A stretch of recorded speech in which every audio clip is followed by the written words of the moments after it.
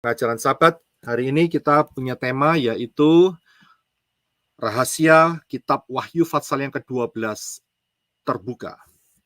Ya, kita akan fokus di dalam kitab Wahyu Fatsal yang ke-12. Banyak orang sulit memahami kitab Wahyu Fatsal 12 ini ya karena sebetulnya karena pengajaran-pengajaran yang salah ya. Dan karena mereka percaya kepada pengajaran-pengajaran yang suka memotong ayat dan kemudian keluar konteks serta membangun teori sendiri dari di luar pola kebenaran firman. Sehingga mereka bingung sendiri, sehingga banyak versinya, Saudara. Banyak versinya. Ya. Nah, kita nggak mau seperti itu karena mereka itu memperkosa ayat, ya, memperkosa ayat-ayat kitab suci sehingga mereka punya banyak teori-teori sendiri dari Wahyu Fatsal ke-12 ini. Nah, kita tidak mau seperti itu. Kita mau mendapatkan berkat yang luar biasa dengan cara kita melihat pola yang benar, ya, melihat pola yang benar. Jadi kita tidak mau keluar dari konteks kebenaran firman dan kita tidak potong ayat sembarangan. Itu yang saya sampaikan, ya. Jadi pengajaran hari ini akan jauh berbeda. Ya, saudara pinggirkan dulu, kosongkan pikiran saudara untuk tidak terpengaruh dengan konsep-konsep yang mungkin sudah meracuni saudara selama ini. Ya, saya mau tambahkan sebelum saya masuk lebih dalam, kalau suara saya ada problem, tolong segera di notification, dikasih tahu sehingga saya bisa kita bisa membetulkannya, ya. Tolong segera di notification. Ya, saya akan lanjutkan, ya. Nah, di dalam pengajaran Wahyu ini kita harus ingat satu hal, bahwa Wahyu ini, kitab Wahyu, ya, kitab Revelation ini bukan kitabnya Yohanes, ya, bukan. Memang Yohanes yang menulis, tetapi mastermind atau yang disebut sebagai authornya, ya, itu adalah Yeshua HaMasyiah sendiri. Yeshua HaMasyiah di dalam tubuh kemuliaan, yang tidak lain adalah Bapak Yahweh sendiri. Ya, jadi ini adalah mastermind-nya. Jadi ini adalah penciptanya, kreatornya, ya, yang memberitahu memberitahu kisah atau semua rahasia-rahasia dan kode-kodenya adalah Bapak Yahweh di dalam Yeshua HaMasyiah yang telah bangkit dari kematian dan mengenakan tubuh kemuliaan. Jadi ini wajib perlu diingat, ya. Dan ini akan mendatangkan berkat sehingga saudara tidak tersesat saat misalnya saudara membaca kitab Wahyu, ya, punya pembacaan sehari-hari kitab Wahyu, dan saudara tidak tersesat dengan pola-pola pikir yang mengatakan hal yang lain.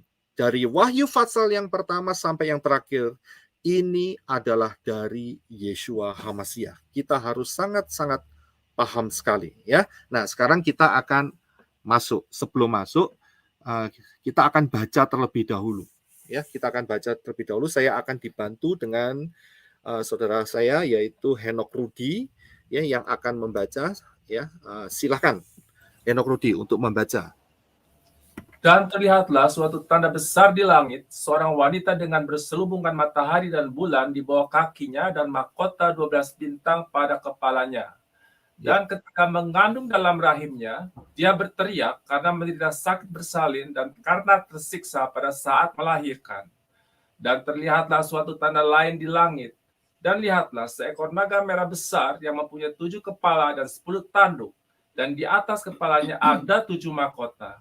Dan ekornya menyeret sepertiga bintang-bintang di langit, dan dia melemparkan mereka ke bumi. Dan naga itu berdiri di hadapan wanita yang akan segera melahirkan itu, supaya bila mana dia telah melahirkan anaknya, naga itu dapat menelannya. Dan dia melahirkan seorang anak laki-laki yang akan segera menggembalakan segala bangsa dengan tongkat besi. Dan anak wanita itu dibawa kepada Elohim dan tahtanya. Dan wanita itu melarikan diri ke padang gurun, di mana dia mempunyai suatu tempat yang telah disiapkan oleh Elohim, agar di sana mereka dapat memberi makan wanita itu selama 1260 hari. Dan terjadilah peperangan di Syamaim. Mikael dan malaikat-malaikatnya berperang melawan naga itu. Dan naga itu berperang juga para malaikatnya. Tetapi mereka tidak mempunyai kekuatan. Bahkan tidak ada lagi tempat mereka masih ditemukan di Syamaim. Dan naga besar itu dilemparkan keluar, yaitu si ular tua yang disebut si Satan dan setan yang menyesatkan seluruh dunia. Dia telah dilemparkan ke bumi dan para malaikatnya telah dilemparkan bersama dia. Dan aku mendengar suatu suara nyaring yang berkata di Syamaim, sekarang keselamatan dan kuasa dan kerajaan Elohim kita dan otoritas yang diurapinya telah tiba. Karena si pendakwa saudara-saudara kita yang menuduh mereka di hadapan Elohim siang dan malam telah dipukul roboh. Dan mereka telah menaklukkannya melalui darah anak domba dan melalui perkataan kesaksian mereka. Mereka tidak menyayangi jiwa mereka bahkan sampai pada kematian. Sebab itu bersukacitalah Syamaim dan mereka yang berdiam di dalamnya. Celakalah mereka yang menempati darat dan laut, karena si Satan telah turun kepadamu dengan membawa kemarahan besar, sebab mengetahui bahwa dia mempunyai waktu hanya sedikit. Dan ketika naga itu melihat bahwa dia telah dilemparkan ke bumi, dia mengejar wanita yang telah melahirkan anak laki-laki itu.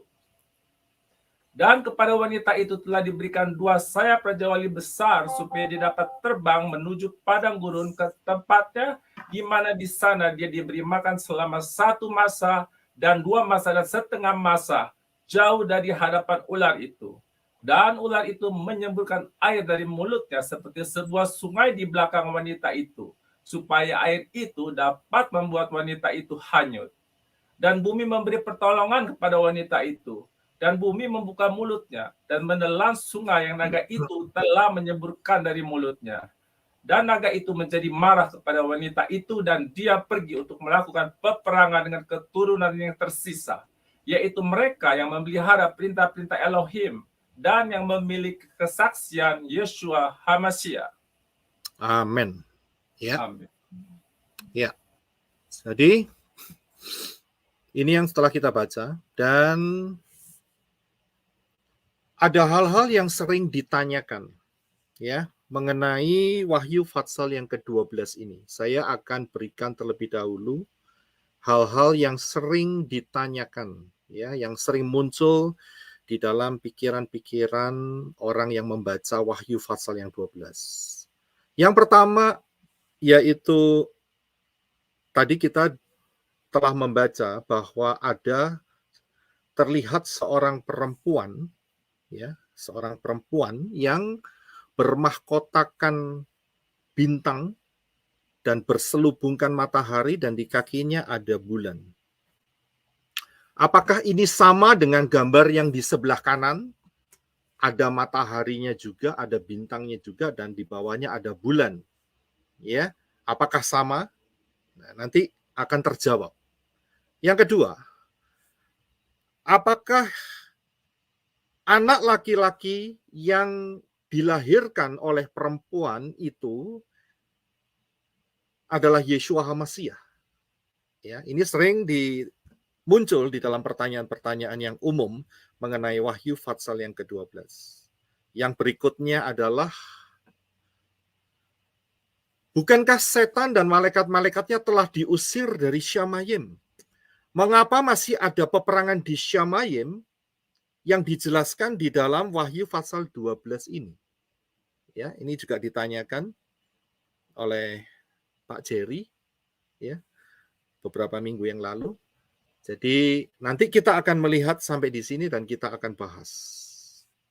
Yang berikutnya yang juga sering ditanyakan adalah, apakah gambar perempuan dengan 2 sayap burung nasar ini merupakan lambang daripada rapture, karena ada 2 sayap sehingga terbang dan dipelihara oleh Yahweh? Ya, nanti akan terjawab juga. Kita akan melihat hal ini. Selanjutnya, siapakah yang disebut menjadi keturunan yang tersisa Dalam LAI dikatakan keturunan yang lain. Siapakah orang-orang ini? Nanti kita juga akan melihatnya. Ya, karena itu tadi kita sudah baca Wahyu dari Wahyu 12 ayat 1 sampai 17. Nah, ini sudah termasuk di dalamnya, ya. Kemudian ada juga pengajaran yang mengatakan demikian, Saudara. Ada anak-anak Tuhan yang oleh Tuhan sengaja tidak di-rapture sehingga bisa menjadi berkat menguatkan orang-orang yang tertinggal rapture. Benarkah demikian? Ya, nanti kita juga akan temukan hal ini. Dan kemudian satu lagi yaitu adalah pengajaran tentang pelayanan orang sempurna. Dan ini saudara yang tahu tentang majalah Tulang Elisa, ini dari Surabaya, ya. Saya dulu dari sini, saudara, ya, dari grupnya ini. Nah, apakah mempunyai dasar firman yang benar mengenai hal ini? Dan yang sering mereka pakai adalah yaitu mengenai dua saksi Elohim yang ada di dalam Wahyu Fatsal yang ke-11. Ya, nanti pertanyaan-pertanyaan itu kita akan lihat dan kita akan mendapatkan jawabannya. Nah, untuk masuk kembali lagi untuk bisa memahami Wahyu 12, ingat kita harus kembali ke pola akar Ibrani yang benar. Ya, kalau tidak sampai mata copot pun kita tidak akan mendapatkan pengertian yang benar. Ya, kita rindu punya pengertian yang benar, bukan pengertian yang salah. Kita rindu punya pengertian yang benar. Karena itu kita harus kembali ke pola akar Ibrani yang benar. Karena di dalam pola akar Ibrani yang benar ada kekayaan yang luar biasa. Di luar pola Ibrani itu melarat, miskin, ya, bukannya tidak punya sama sekali, ada tapi sedikit. Nah, pilihan ada di tangan saudara dan saya. Kalau saya milih pola Ibrani, karena pola Ibrani ini fondasinya kuat sekali, kokoh dan kaya akan pengertian dan luar biasa apa yang Bapak Yahweh sampaikan melalui pola Ibrani yang benar. Ya, jadi pilihan ada di tangan setiap saudara yang mendengar pengajaran ini. Yang selanjutnya, mari kita akan masuk mengenai Wahyu Fatsal yang ke-12. Ya. Saya akan lebih untuk memudahkan itu saya pakai sedikit percakapan ya sehingga saudara bisa mengikuti dengan gampang ya, dengan mudah. Bagaimana cara memahami kitab Wahyu 12 dengan benar? Ya. Karena ada banyak pengajaran-pengajaran yang di luar sana campur aduk enggak karu-karuan sehingga bikin pusing. Ya, bagaimana cara memahami? Ada dua hal yang saudara harus perhatikan. Yang pertama adalah kita wajib memahami kode daripada tokoh-tokoh Wahyu Fatsal 12 yang telah kita baca tadi. Ya, ada tokoh-tokohnya, saudara. Dan kita pahamin itu. Sehingga dengan pemahaman itu maka kita akan mendapatkan pengertian yang benar dari Wahyu Fatsal yang ke-12. Ya, jadi inilah caranya. Nah, tokoh-tokohnya siapa saja? Ya, tokoh-tokohnya siapa saja? Yang pertama kita tahu bahwa satu adalah perempuan yang berselubungkan matahari dan di kepalanya ada bintang dan di kakinya ada bulan. Ya, dan perempuan ini sedang mengandung. Inilah tokoh yang pertama. Tokoh yang kedua adalah sang anak laki-laki yang akan dilahirkan oleh perempuan ini. Ya, kemudian yang ketiga adalah Sinaga. Ya, ini adalah tokohnya juga Sinaga. Ya, beruntunglah kalau punya marga Sinaga, berarti saudara kalau belum percaya Bapak Yahweh di dalam Yeshua HaMashiach dengan pola yang benar, inilah saatnya untuk saudara diketuk masuk dalam pintu keselamatan. Ya, dan kemudian yang keempat adalah Mikael. Ini adalah tokohnya. Ya, kita sudah baca tadi. Cuman saya pecah sehingga lebih detail. Ya, kemudian setelah Mikael, siapa lagi tokoh-tokohnya? Ya, yaitu adalah perempuan dengan sayap burung nasar. Ya. Jadi perempuan dengan sayap burung nasar. Ini yang kelima. Dan yang terakhir tokohnya adalah keturunan yang tersisa. Ya. Jadi kita paham mengenai tokoh-tokohnya. Yang selanjutnya, setelah kita memahami tokoh-tokoh daripada Wahyu Fatsal yang ke-12 ini, ya, yang kedua adalah kita wajib memahami kronologinya. Ya, jadi alurnya kita harus paham. Karena dengan memahami alur ini kita akan bisa lihat ceritanya itu bagaimana begitu. Ya. Nah, alurnya bagaimana? Saya akan jelaskan. Di dalam Wahyu 12 ini ada 4 tahap. Ya, ada 4 tahap. Tahap pertama itu adalah kronologi daripada Wahyu 12 ayat 1 sampai 6. Ya, ini tahap pertama. Kemudian tahap kedua ini adalah kronologi daripada Wahyu 12 ayat yang ke-7 sampai yang ke-12. Ya. Kemudian yang ketiga, tahap ketiga adalah Wahyu Fatsal yang ke-12 ayat 13 dan 16. Tapi dengan catatan begini. Tahap ketiga ini memperjelas kronologi tahap yang pertama. Ya. Jadi tahap 3 ini adalah memperjelas kronologi tahap yang pertama. Nanti saudara akan bisa melihat. Ikuti pelan-pelan. Saya akan sampaikan dengan pelan-pelan sehingga saudara bisa memahami dengan baik. Ya. Yang keempat, tahap keempat adalah nasib daripada keturunan yang tersisa. Wahyu 12 ayat yang ke-17. Nah, sekarang kita akan masuk, ya. Alur daripada Wahyu 12 ini kita akan masuk di dalam tahap yang pertama. Ya, tahap yang pertama yaitu Wahyu 12 ayat yang pertama sampai yang ke-6. Di dalam alur yang pertama ini diceritakan, ya, diperlihatkan sebuah rentetan cerita. Yang pertama adalah, tolong Henok Rudi bisa membantu untuk membaca. Terima kasih. Dan terlihatlah suatu tanda besar di langit, seorang wanita dengan berselubungan matahari dan bulan di bawah kakinya dan mahkota 12 bintang pada kepalanya. Dan ketika mengandung dalam rahimnya, dia berteriak karena menderita sakit bersalin dan karena tersiksa pada saat melahirkan. Ya, jadi kronologi yang pertama yang dilihat adalah seorang perempuan dengan berselubungkan matahari, di kepalanya ada bintang, dan kemudian ada bulan di bawah kakinya, dan perempuan ini sedang mengandung. Kemudian setelah diperlihatkan oleh Yohanes, ya, Yohanes dilihatkan oleh Roh mengenai hal ini, kita lihat yang selanjutnya. Tolong dibaca, terima kasih. Dan terlihatlah suatu tanda lain di langit. Dan lihatlah seekor naga besar yang mempunyai 7 kepala dan 10 tanduk. Dan di atas kepalanya ada 7 mahkota. Dan ekornya menyeret sepertiga bintang-bintang di langit. Dan dia melemparkan mereka ke bumi. Ya, jadi muncullah kelihatan seekor naga dengan kepala 7 dan mahkota dan tanduk dan sebagainya. Ya, dan kemudian ekornya diperlihatkan menyeret sepertiga bintang-bintang di langit dan dilemparkan ke bumi. Selanjutnya, silakan. Dan naga itu berdiri di hadapan wanita yang akan segera melahirkan itu, supaya bila mana dia telah melahirkan anaknya, naga itu dapat menelannya.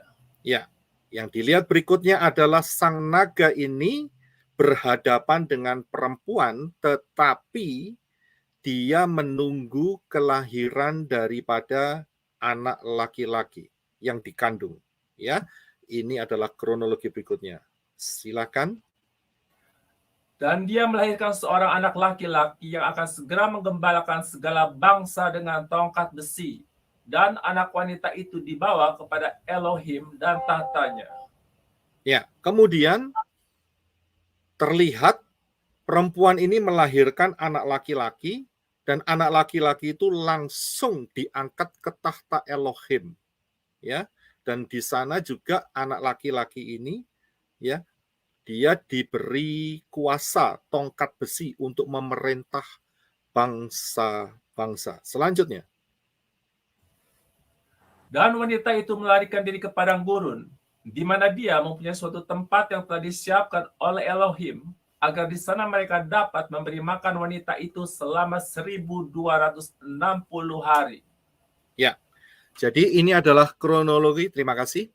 Ini adalah kronologi daripada tahap pertama, yaitu ayat 1 sampai ayat yang ke-6.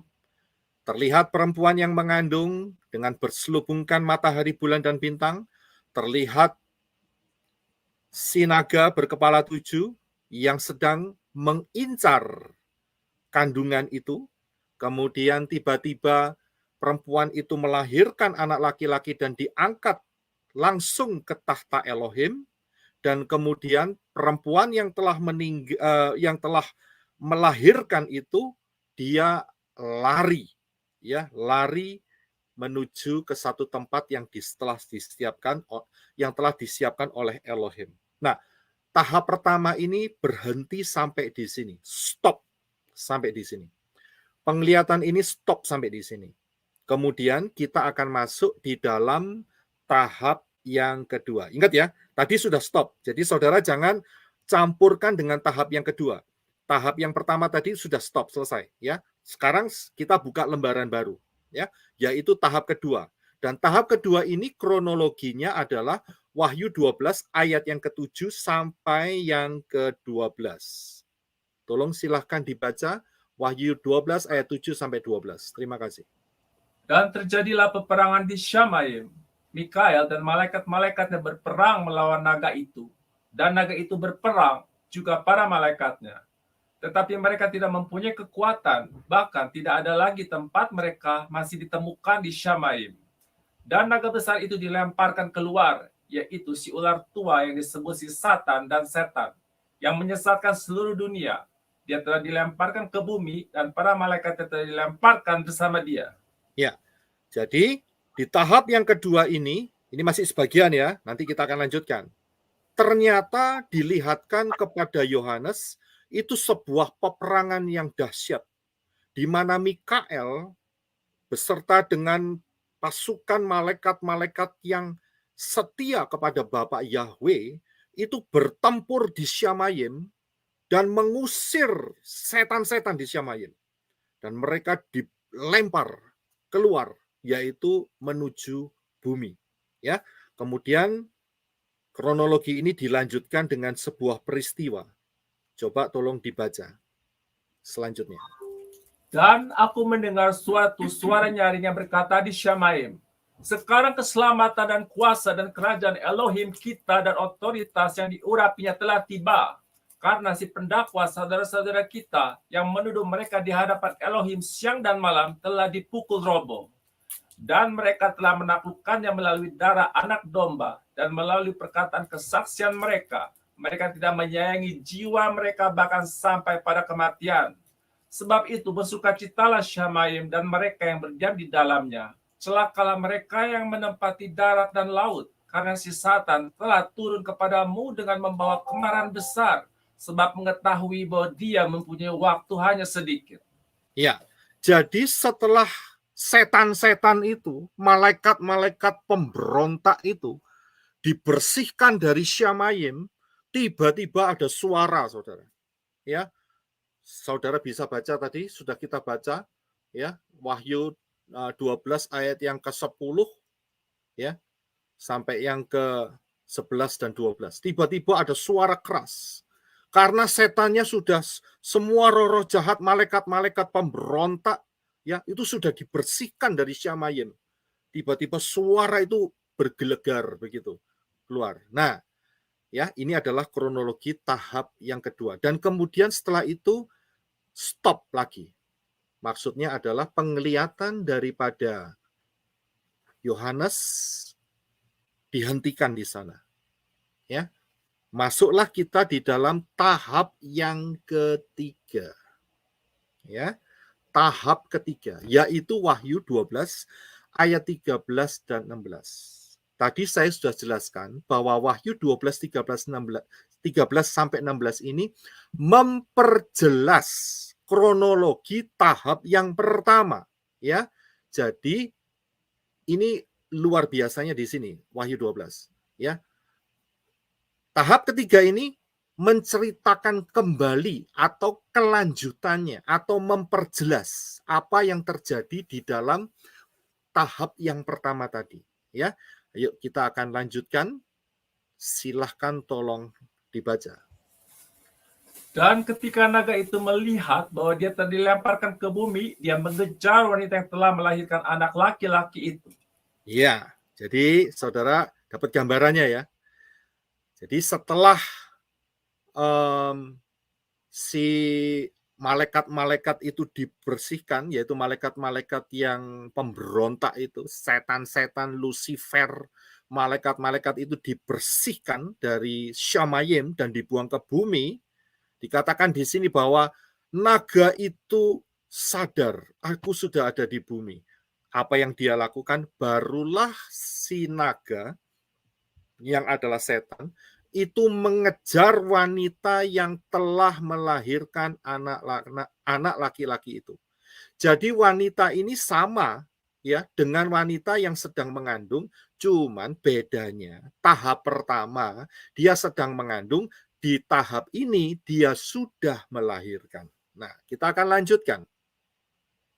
Terus Dan kepada wanita itu telah diberikan 2 sayap Raja Wali besar supaya dia dapat terbang menuju padang gurun ke tempatnya, di mana di sana dia diberi makan selama 1 masa dan 2 masa dan setengah masa, jauh dari hadapan ular itu. iya. Jadi perempuan ini dikejar sama si naga, ceritanya begitu. Ayat ini, ya. Tetapi ada pertolongan. Pertolongannya apa? Tiba-tiba perempuan ini dipasangi sayap, Saudara. Sayap burung Raja Wali, sayap burung Nasar, ya.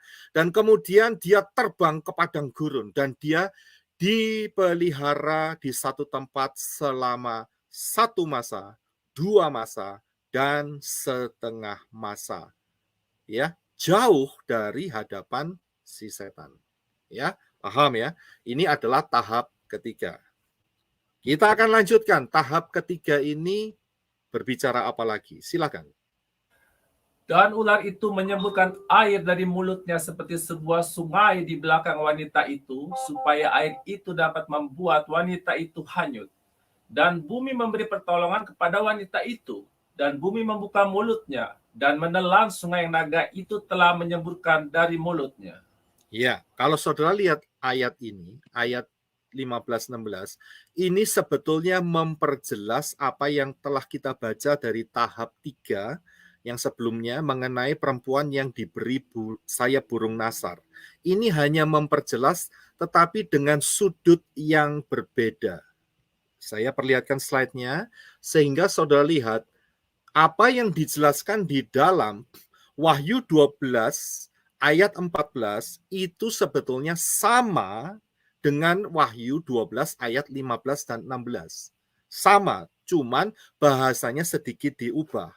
Ya, angle-nya, sudut lihatnya itu agak sedikit dibedakan begitu, ya.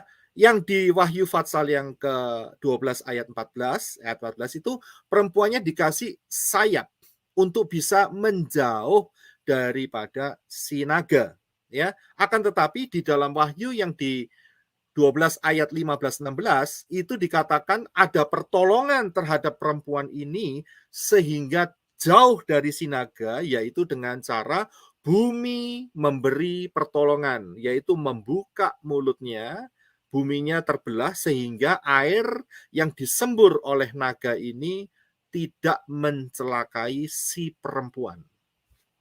Ya, jadi paham. Ini sama, Saudara. Nah, banyak orang terkecoh di sini, ya. Nanti kita akan teruskan. Jadi 2 ayat ini sama.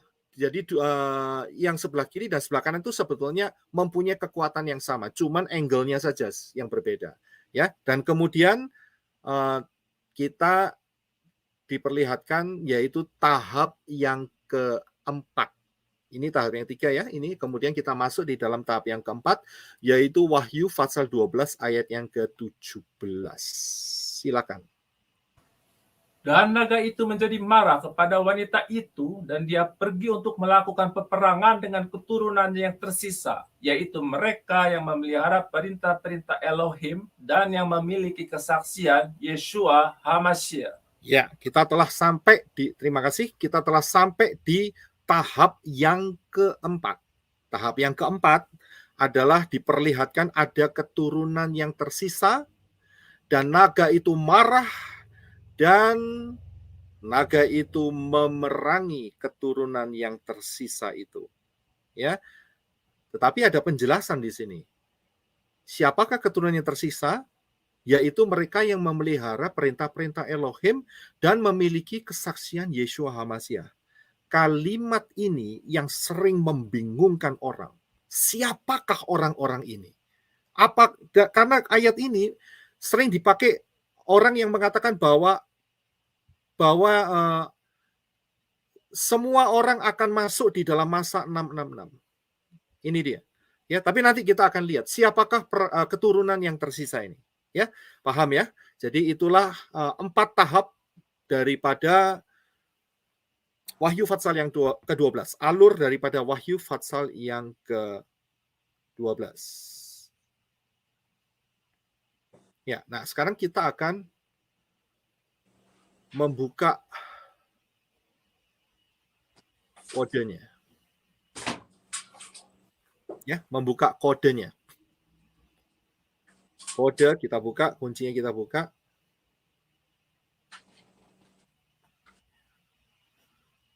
Ya. Kita akan continue di slide yang nomor 2. Saya akan remove dulu.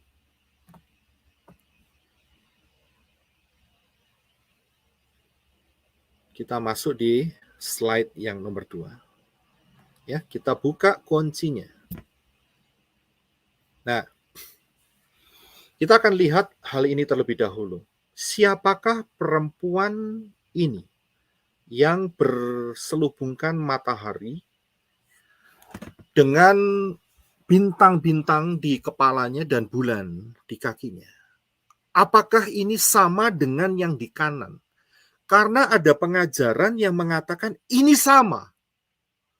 Ya, kita harus bisa membuktikan sama atau tidak. Saya akan berikan jawabannya melalui tahap yang ketiga, yaitu di dalam ayat Wahyu 12 ayat 13 sampai 14. Minta tolong Henok Rudi bisa membantu saya untuk membaca. Terima kasih. Dan ketika naga, Satan itu melihat bahwa dia telah dilemparkan ke bumi, dia mengejar wanita yang telah melahirkan anak laki-laki itu. Dan kepada wanita itu telah diberikan 2 sayap Raja Wali besar, supaya dia dapat terbang menuju padang gurun ke tempatnya, di mana di sana dia diberi makan selama 1 masa dan 2 masa dan setengah masa, jauh dari hadapan ular itu. Ya, Saudara bisa lihat di dalam ayat ini bahwa si naga itu mengejar untuk membinasakan perempuan itu. Ya. Nah, tadi kan pertanyaannya adalah apakah ini sama begitu, ya kan? Apakah ini sama? Ya, kalau kita lihat dari penjelasan Wahyu 12 ayat 13 sampai 14 ini, si ular itu mengejar perempuan. Ya. Dan kalau kita perhatikan, ini dia. Apakah perempuan yang punya anak ini sama dengan yang dideskripsikan di Wahyu 12? Jawabannya adalah, saya yakin saudara yang mengikuti pengajaran agama hybrid, saudara pasti mengerti. Ya. Gambar-gambar yang saudara lihat, tokoh-tokoh yang saudara lihat di layar saudara, ini adalah kalau dihilangkan make up-nya, ya. Kalau dihilangkan make up-nya, ngerti ya maksudnya ya? Laki-laki kan nggak make up kan ya? Yang biasanya pakai make up kan yang perempuan kan ya? Ya, kalau perempuan itu dihilangin, make up-nya dihilangin, itu modelnya itu yang muncul tuh sebetulnya ini, saudara. wajah aslinya dia. Ini dia. Nggak pakai makeup, saudara. Botak, gundul, tanpa makeup, tanpa gincu, tanpa selak mata, dan sebagainya. Ya, inilah wajah asli daripada perempuan-perempuan dan penggendong yang menggendong bayi-bayi itu. Saudara bisa melihat wajah ini ada di dalam Passion of the Christ. Inilah wajah sesungguhnya. Dan ini tidak sama dengan perempuan yang dideskripsikan di dalam Wahyu Fatsal yang ke-12 tadi. Tidak sama. Ya. Jadi orang yang mengatakan atau pengajaran yang mengatakan sama, gugur. Tidak sama. Ya, jauh beda antara langit dan bumi. Yang sebelah kanan, yang saya kasih silang 2, itu wajah aslinya kan kelihatan tadi. Yang gendong tuyul gundul tadi, iya kan? Ya itu dia. Saudara ngerti ya, paham ya? Itu adalah roh Semiramis. Jadi, Wahyu pasal 12 mengenai perempuan ini tidak bercerita tentang roh Semiramis. Jelas sekali. Ya, paham ya? Yang berikutnya, kalau begitu siapakah perempuan ini? Pertanyaannya kan begitu. Ya, siapakah perempuan ini? Ya, kita akan lihat apa yang ada di dalam perempuan ini. Wahyu 12 ayat yang pertama. Tolong Rudi bisa bantu saya untuk baca. Dan terlihatlah suatu tanda besar di langit, seorang wanita dengan berselubungkan matahari dan bulan di bawah kakinya dan mahkota 12 bintang pada kepalanya.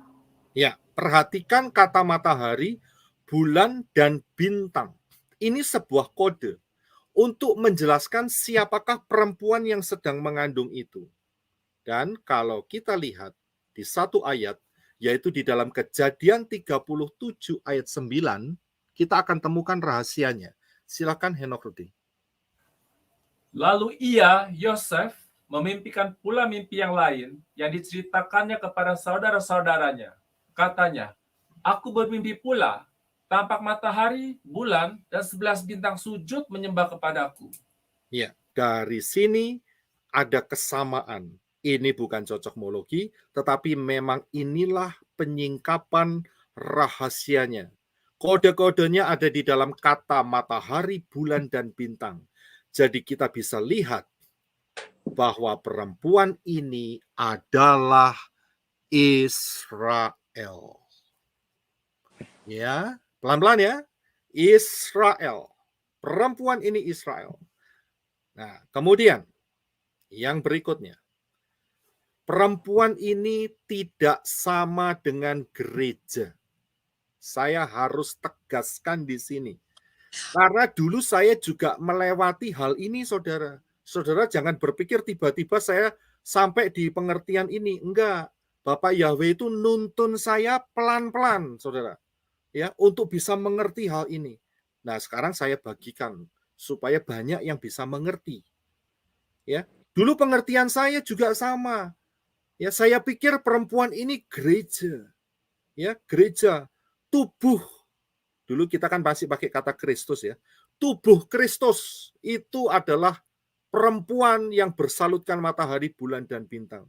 Tetapi setelah Bapak Yahweh tuntun saya di dalam pola Ibrani yang benar, inilah jawabannya. Tidak sama. Ya, tidak sama. Saya akan jelaskan. Saudara akan melihat di dalamnya. Jadi, perempuan ini tidak sama dengan gereja. Ada satu pengajaran yang mengajarkan sama. Dulu kan, tadi kan saya barusan katakan bahwa saya pernah melalui pengajaran ini. Nah, pengajaran ini namanya replacement theology, supersessionism. Ya, pengajaran ini mengatakan bahwa gereja, tubuh Kristus, itu pengganti Israel. Gereja itu adalah Israel rohani. Sedikit-sedikit dirohanikan, saudara. Karena itu, saudara pasti sering dengar suatu pengajaran yang mengatakan, yang penting dalam hati. Betul kan? Ini gara-gara ini, saudara, replacement theology. Yang penting dalam hati. Yang penting isi hatimu. perbuatanmu nggak peduli, nanti saja. Yang penting isi hatimu. Inilah akarnya dari pengajaran replacement theology itu. Saudara bisa lihat? Jadi saudara bisa paham kali ini. Ya, pengajaran yang menyamakan, ya, gereja adalah pengganti Israel. Ya, nanti kita bisa lihat ini benar atau tidak. Yang selanjutnya, kalau saudara perhatikan, pengajaran ini, ya, replacement theology ini, dia membuang Sabat, 7 hari raya dibuang, Torah dibuang, kosher juga dibuang, saudara. Dibuang semua. Ya. Dan pengajaran ini menerima apa? Nggak perlu Sabat. Yang penting dalam hati. Dan diganti hari Minggu. Sunday. Nggak perlu lagi 7 hari raya. Nggak ada 7 hari raya. Yang ada itu Natalan 25 Desember. Sama Easter. Ya, pakai telur Paskah. Beberapa hari dalam minggu ini mereka sudah mulai yang namanya Rabu Abu. Jidatnya dikasih tanda salib. Sudah dimulai. Ya kan? Ini semua dari yang namanya replacement theology itu. Kemudian terus berkembang, kosyernya dibuang, makanlah itu yang satu makanan yang terkenal di Bali itu kalau nggak salah itu, yang diguling-guling, ya itu dia. Ya, inilah akibatnya. Dan kemudian ada yang namanya Krislam yang bercium-ciuman sebelah kiri dan sebelah kanan, ya, yang pakai peci sama yang pakai kepa. Ya, pakai kepa.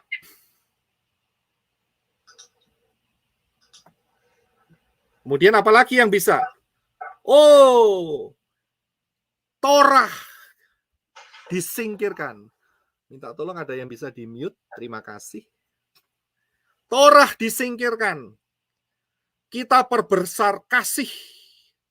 Kasih melampaui segala batas. Laki sama laki merit, menikah. Iya kan? Perempuan sama perempuan nikah atas dasar kasih. Saya kasih tahu, itu karena Torah dibuang. Kemudian mereka juga menikah dengan anjingnya sendiri, kambingnya sendiri, dan sebagainya. Itu karena Torah dibuang. Inilah akibat dari replacement theology. Ya, saya harap saudara bisa paham di sini. Nah, ini dia. Saya kasih istilah baru, saudara. Saudara sudah kenal yang namanya lemak ikan kan ya? Ya, jadi lemak ikan itu sama dengan kucing menjilat. Ya. Lemak ikan ya sama dengan kucing menjilat. Saudara temukan kodenya rahasianya ini, apakah itu lemak ikan?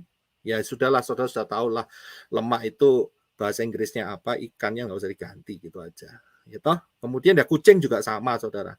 Ya, kucing menjilat. Ya. Kucing itu apa? Kemudian menjilat itu apa? Bahasa Inggrisnya apa menjilat? To lick. Ya toh, sudah, saudara gabungin aja. Ini dia. Ya. Versi daripada yang tadi saya tunjukkan yaitu lemak ikan dan atau yang disebut dengan kucing menjilat tadi. Ya. Saya nggak nyinggung saudara yang punya kucing, ya, tapi itu mempunyai makna yang luar biasa di JNAS dan juga di pelayanan menorah ini.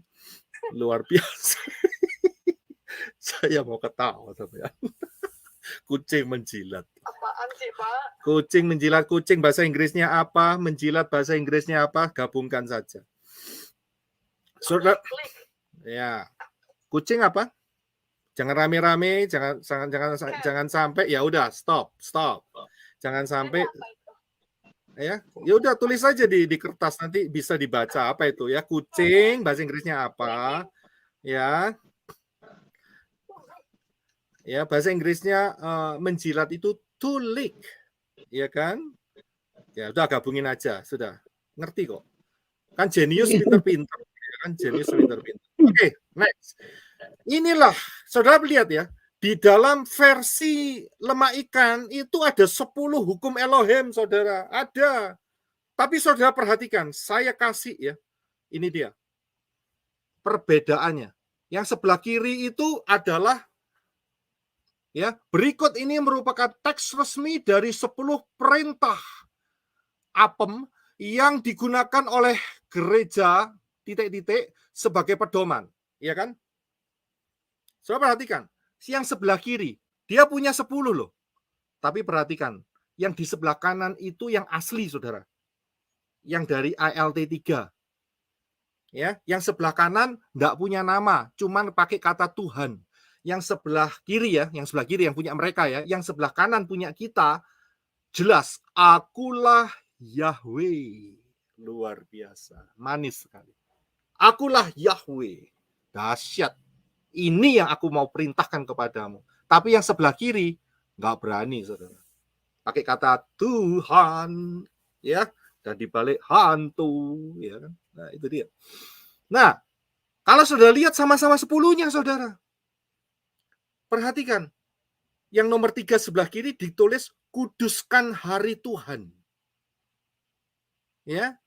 Buat kita sebelah kanan, ingatlah hari Syabat untuk menguduskannya. Beda nggak? Hari Tuhannya mereka kapan? Ya pasti Sunday, Minggu, iya kan? Buat kita tidak lagi mengikuti pola Sunday. Udah lepas, bye-bye. Ya, kita punya pola yang jauh lebih dekat dengan Bapa Yahweh, yaitu Syabat. Karena itu kita ibadah pengajaran Syabat. Mungkin saudara bertanya, loh Pak, sama-sama 10-nya. Apa yang hilang? Yang hilang nomor 2 sebelah kanan, itu diilangin sama yang sebelah kiri. Sama lemah ikan, ya, kucing melet. Ya, kucing apa itu tadi itu? Kucing menjilat. Dihilangin, saudara. Ya, kenapa? Karena mereka tidak mampu melihat ayat yang dahsyat di tempat kita. Yang berkata, jangan membuat patung bagimu yang menyerupai apapun. Sedangkan mereka sujud mencium para patung. Nggak mampu mereka. Bapak Yahweh tegas, jangan ada ilah lain, ya kan? Dan jangan membuat patung bagimu yang menyerupai apapun. Tidak boleh, saudara. Jelas.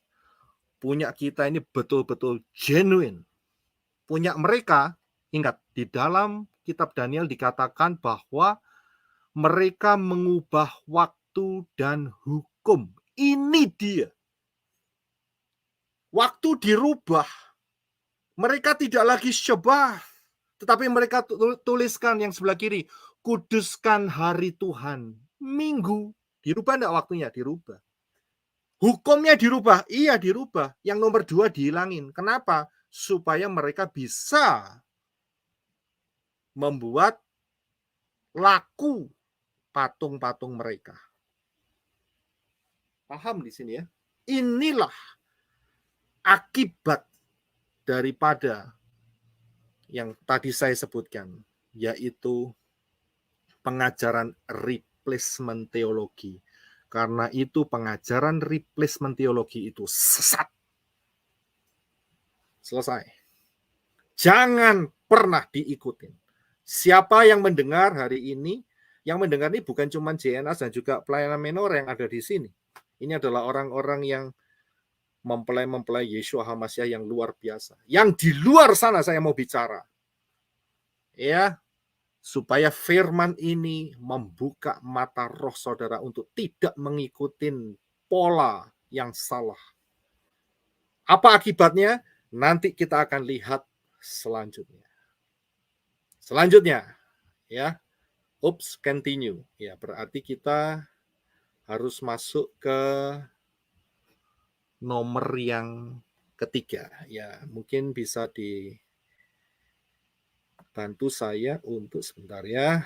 Saya akan remove dulu yang nomor 2. Kemudian saya masuk di nomor yang ketiga. Ya, continue. Membuka kode wahyu Fatsal yang ke-12. Pasal yang ke-12. Yes, haleluya. Nah, pertanyaan berikutnya adalah, tadi sudah ya soal perempuan, kemudian kita beralih sekarang kepada anak laki-laki yang dikandung perempuan. Perempuan tadi kita sudah ketemu ya, jawabannya ya, adalah Israel. Ya, Israel. Luar biasa. Firman Bapak Yahweh ini dahsyat, luar biasa. Ya, selanjutnya.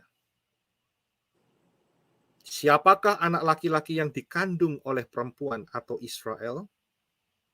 Kita lihat dulu kronologinya ya. Yaitu yang pertama adalah anak itu dikandung perempuan Israel. Minta tolong Henok Rudi bisa bantu saya untuk membaca.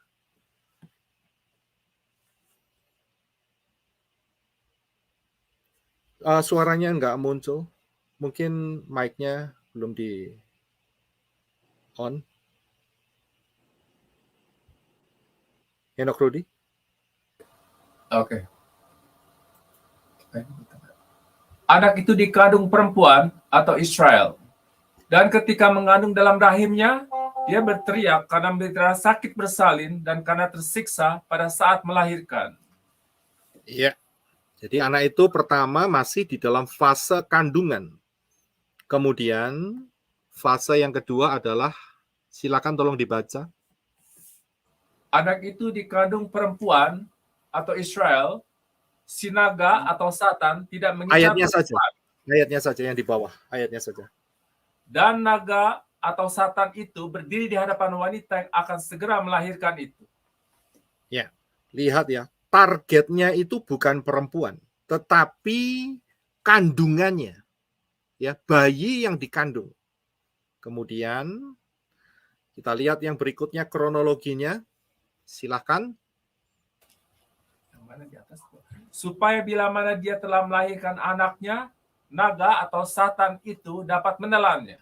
Ya, jelas sekali penglihatan ini menggambarkan bahwa naga itu mengincar bayi yang dikandung itu, anak laki-laki itu.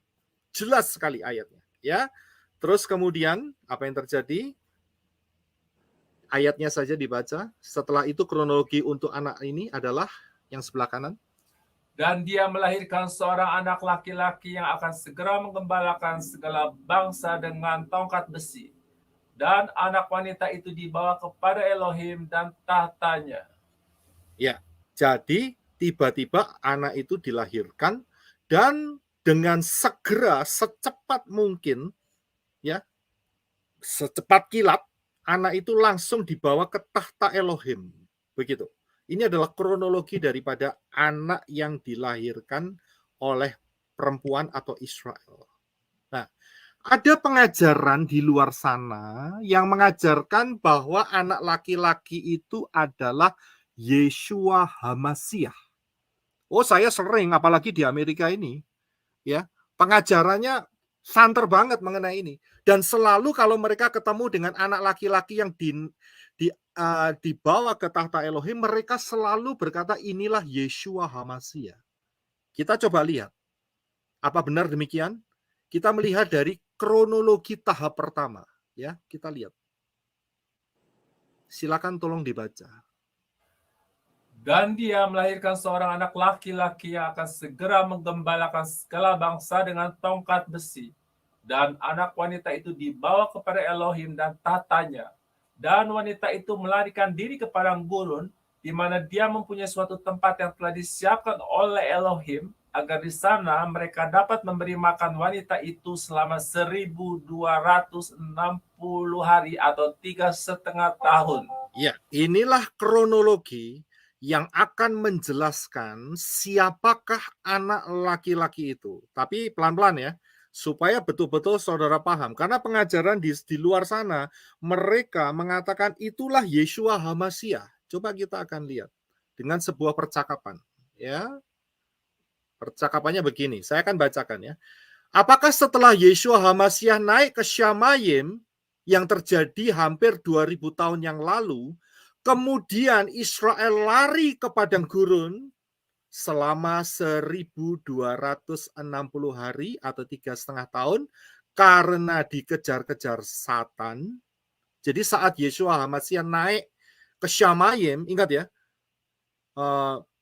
setelah bangkit dari antara kematian dan kemudian naik setelah 40 hari kemudian, apakah Israel dikejar-kejar sama setan dan harus lari dan dipelihara, maksud saya, selama 3,5 tahun? Jawabannya cuma satu, saudara, yaitu tidak. Ya, tidak.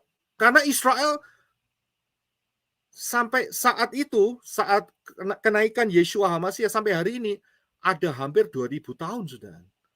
Ya, dan dia tidak pernah dikejar setan, begitu, ya, dan disembunyikan selama 3,5 tahun. Pertanyaan kedua, apakah setelah Yeshua HaMasyiah naik ke Syamayim yang terjadi hampir 2000 tahun yang lalu, Satan langsung diusir dari Syamayim, dari sorga, dari Syamayim? Tidak, jawabannya. Mengapa? Ingat, dia bikin problem dalam 2000 tahun ini, betul nggak? Masih banyak problem yang diakibatkan oleh si Satan selama 2000 tahun. Dia nggak langsung diusir. Dia masih bisa traveling, naik ke Syamayim. Nanti kita akan lihat lebih jelas di sana.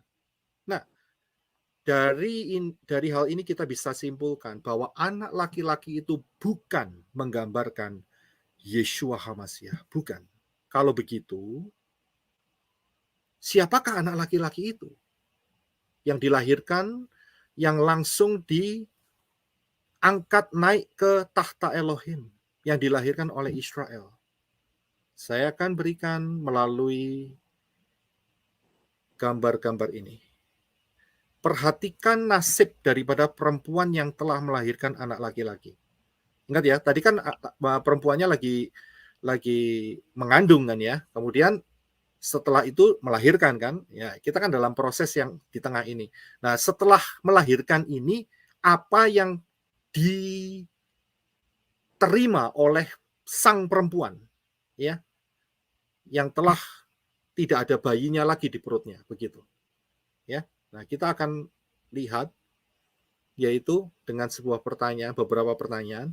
Apakah setelah melahirkan perempuan, apakah setelah melahirkan perempuan itu dikejar-kejar oleh naga atau Satan, dan perempuan itu adalah Israel?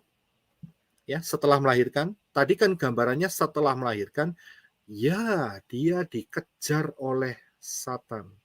Tolong Henok Rudi bisa bantu untuk membaca ayatnya di bawah. Dan ketika naga atau Satan itu melihat bahwa dia telah dilemparkan ke bumi, dia atau Satan mengejar wanita yang telah melahirkan anak laki-laki itu. Jelas sekali. Ayat ini mengatakan setelah melahirkan, ya, perempuan ini dikejar ya oleh Satan. Kemudian saya berikan pertanyaan lagi, yaitu apakah perempuan itu dilindungi oleh Elohim selama 1260 hari, atau kalau dihitung kurang lebih sekitar 3,5 tahun setelah melahirkan?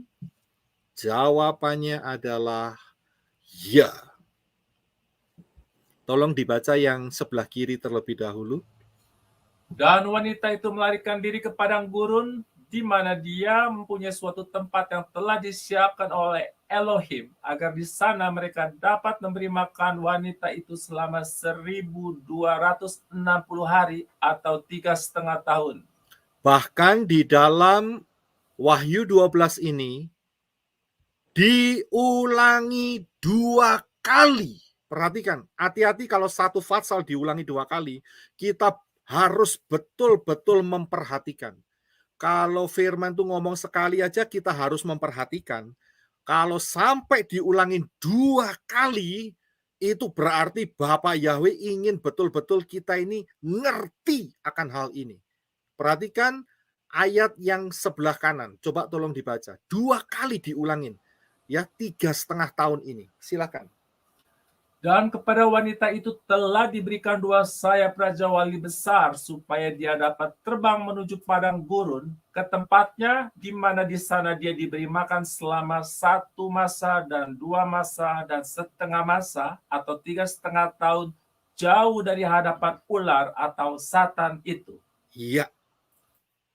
Perhatikan 2 ayat kanan dan kiri ini yang saya kasih warna merah.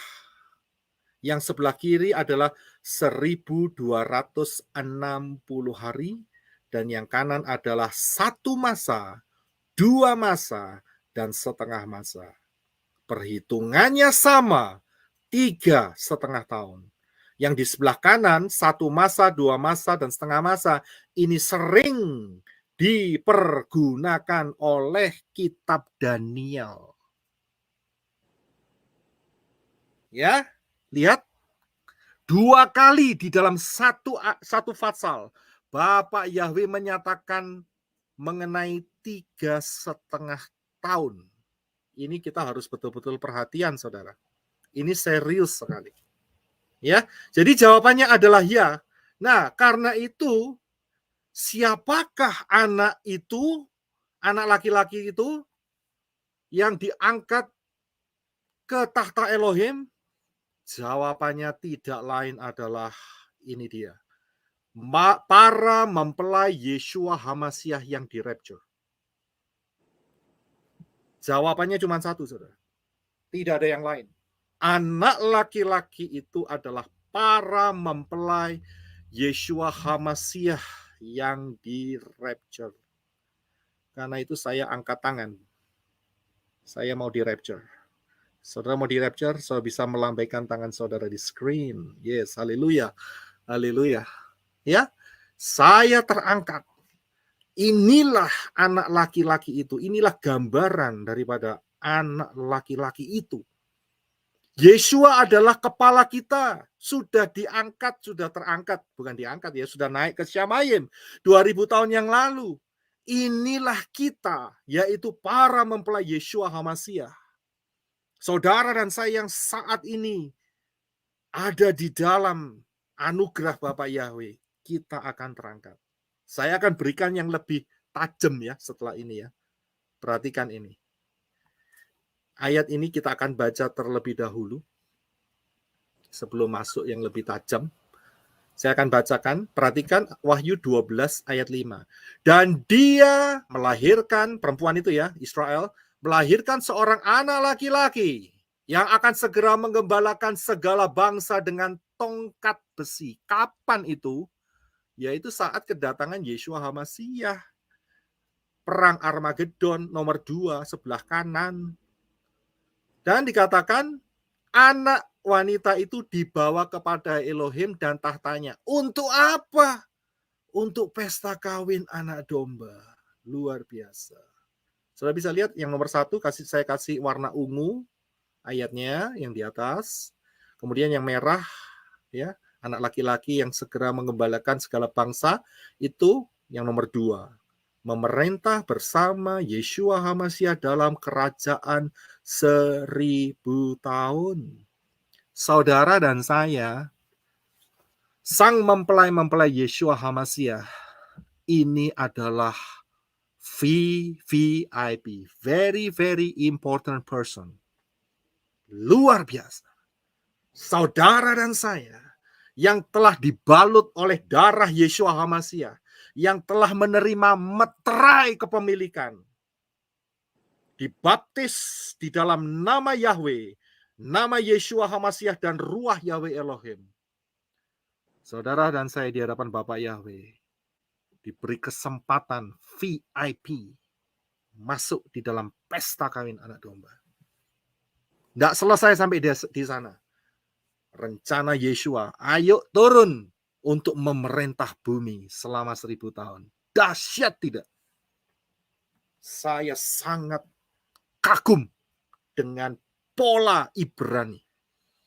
Kalau yang di sana masih nyeleneh-nyeleneh nyinyir, saya bilang bye-bye. Saya rapture, you ketinggalan. Selesai cerita. Ya, rencana Bapak Yahweh itu dahsyat sekali. Yang selanjutnya, kalau begitu bagaimana dapat ikut rapture? Berdasarkan pola Wahyu 12. Ingat ya, kita lagi bicara Wahyu 12 loh nih. Ya. Bagaimana kita dapat ikut rapture? Jawabannya satu, yaitu Wahyu 12 ayat 2 dikatakan, dan ketika mengandung dalam rahimnya. Ini rahasianya, saudara. Bagaimana orang-orang bisa ikut rapture? Ini di sini rahasianya. Berdasarkan pola Wahyu 12, yang ikut dalam rapture adalah yang dikandung Israel. Pertanyaannya, siapakah yang dikandung Israel? Tidak lain adalah semua yang mengikuti pola mesianik. Yang kembali kepada pola yang benar, yaitu Tanak dan Brit Gadasa, Torah, Neviim, Ketuvim. Kita bukan orang-orang yang membuang Torah, karena Yeshua adalah Moreh. Dia adalah guru Torah.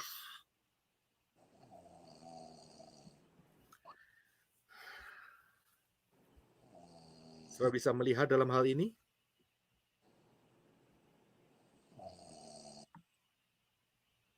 Tolong di mute dulu ya, yang jadi bisa nggak mengganggu.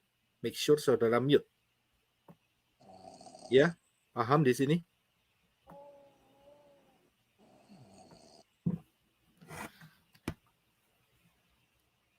Kita tidak membuang Torah, saudara. Tapi kita mengikuti pola Torah yang benar. Dan ini yang membawa kepada kita ke dalam jalan yang benar. Semua yang mengikuti pola mesianik, yaitu Tanah dan Brit Gadasa. Pertanyaan selanjutnya adalah, mengapa yang hanya pengikut dari mesianik yang terangkat rapture? Mengapa? Ayatnya ada di dalam Kisah Rasul 3 ayat 21. Kisah Rasul 3:21. Tolong Henok Rudi bantu saya untuk membaca. Thank you. Hamasya itu harus tinggal di Salmaim sampai waktu pemulihan segala sesuatu, seperti yang difirmankan Elohim dengan perantara nabi-nabinya yang kudus di zaman dahulu. Saudara bisa lihat, akan ada waktu pemulihan, dan waktu pemulihan ini adalah sekarang. Apa saja yang dipulihkan? Apa saja yang dipulihkan? Nama Bapa, yaitu Yahweh, Yod-He, Waw-He. Nama anak adalah Yeshua, bukan Yahshua. Yeshua, Yod-Shin, Waw, Ayin. 4 huruf. Bukan Yahshua. Yahshua itu 5 huruf. Hati-hati. Yang di luar sana yang dengar ini, kalau saudara nyebut Yahshua, keliru pola saudara. Yang benar adalah Yeshua. Karena cocok angka gematrianya dengan Yahweh. Ya, cocok angka gematria. Saya nggak bicara soal gematria hari ini. Ya, jadi jangan sampai salah. Bukan Yehova, bukan. Bukan Yahuwah, bukan. Yahweh. Orang Israel bisa ngomong kok. Kita juga bisa. Ya, Yahweh dan Yeshua Hamasya. Dipulihkan. Tidak lagi nama yang lama. Ya. Bapa, Anak, dan Roh itu ehad. Satu adanya. Kemudian pemulihan apa lagi? Pola 7 hari raya. Syabath dipulihkan. Kemudian baptisan di dalam nama yang benar. Kalau baptisanmu salah, kamu akan dimiliki oleh sosok yang salah. Yang belum segera baptisan. Waktunya kurang 3 tahun, saudara. Ini serius. Berdasarkan pola-pola ini, nanti akan saya tunjukkan. Saya sudah ajarkan semuanya sebetulnya. Tapi saya akan ulangin lagi. Waktunya kurang 3 tahun. Ambil kesempatan ini baik-baik. Supaya kalau saudara mau rapture, inilah jalannya. Masuk tunduk di dalam pola mesianik. Karena dikandung oleh perempuan itu. Inilah yang dipulihkan. Ya, ini hari ini betul-betul Bible study, saudara. Lebih dari 1 jam ya, nggak apa-apa ya. Saya harus habiskan ini. Saya nggak bisa potong tengah nih. Nanti maknanya hilang, saudara. Rugi besar. Saya akan habiskan. Ya, perhatikan. Inilah pola yang salah. Apa yang pola yang salah? Hybrid, lemak ikan, kucing menjilat, duo hybrid, nabinya martabak. Ya, saudara buka pengajaran agama hybrid dan duo hybrid. Ya, nabinya martabak, goreng terang bulan dan makannya pakai bir bintang. Mabuk semua, bom bunuh diri. Ya, nama bapak apem jihad. Ya kan? Kalau jihad ngomongnya apa? Ya kan? Apem besar kan gitu kan? Ya saudara ngerti sendiri. Nama ganti Yeshua, tetap usus Yunani. Repot, saudara. Ya. Saya dengar LAI bikin kitab suci baru lagi sekarang, edisi baru. Lebih parah lagi daripada yang sebelumnya. Ya, lebih parah. Wah, kacau itu. Kemudian Bapa, Anak, Roh, Tritunggal. Politeisme, banyak dewa. Ya. Tetap memegang 25 Desember, harga mati, tetap Natalan. Buat apa? Kalau masuk Gehenna, masuk neraka. Untuk apa? Tetap Easter, kepingin telur Paskah, Rabu Abu. Ya, kalau enggak sekalian saja mukanya dibuat hitam. Kalau cuma jidatnya doang. Yang dari Katolik pasti ngerti lah. Yang Kristen enggak. Ya kan? Sekalian aja mukanya hitam. Kan lebih suci. Hitam kan? Daripada cuma jidatnya aja kan? Kemudian apa lagi? Baptisan. Bayi dicelup-celup. Ngeri sekali saya. Percikan selam. Ada yang dipercik, ada yang diselam. Tapi yang diselam di dalam nama Bapak Jihad. Apem Anak yaitu us-us Yunani. Saudara ngerti sendiri. Ini pola salah semua, saudara. Tinggalkan. Saya nggak mendiskreditkan mereka ya. Saya berikan ini supaya ada pertobatan. Celik. Buka mata roh saudara gitu loh. Ya, ini saya berbicara bukan yang ikut di sini, bukan. Untuk yang di luar sana, yang sering nyinyir. Ya, supaya tobat hari ini. Ini pola-pola yang salah. Pertanyaan berikut. Bagaimana jika telah mendengar pengajaran pola mesianik tetapi tetap tidak mau taat dan tetap berpegang pada pola Yunani us-us dan apem jihad tetap 25 Desember, Rabu Abu dan Easter? Ada loh yang nantang saya barusan. Kalau sampai tidak terjadi, berani lepas jubah? Saya bilang, kapanpun saya tetap menyembah Yahweh di dalam Yeshua Mashiach. Saya tidak akan berubah dari pola Ibrani yang benar. Jadi bagaimana menjawab pertanyaan ini? Bagaimana jika telah mendengar pengajaran ini? Saya yakin ini akan meledak pengajaran ini. Wahyu 12 ini. Dan banyak yang mendengar. Pasti saudara akan tanya kepada saya ini. Ya ini saya jawab aja lebih baik sekarang. Bagaimana jika telah mendengar pola ini? Saya udah kasih pola mesianik. Tapi keras hati. Tetap tidak mau taat. Tetap berpegang pada pola yang lama. Jawabannya gampang, saudara. Cuman satu jawabannya, yaitu di dalam pola Wahyu 12 itu, orang-orang itu tidak rapture. Dan silahkan menikmati, enjoy masa 666. Pola Wahyu 12 jelas mengatakan, yang di rapture itu yang dikandung oleh Israel. Jelas sekali. Kalau ada bayi yang di luar kandungannya perempuan ini, berarti dia tidak masuk rapture. Gampang kan? Bisa dilihat kan di sini? Jadi yang masuk rapture adalah yang mengikuti pola Ibrani yang benar. Mesianik. Saya harap bisa paham. Yang berikutnya kita akan buka. Ya, yang berikutnya. Saudara perhatikan Wahyu 12 ayat yang keempat. Minta tolong Henok Rudi bisa bantu saya untuk membaca. Terima kasih. Dan ekornya menyeret sepertiga bintang-bintang di langit, dan dia melemparkan mereka ke bumi.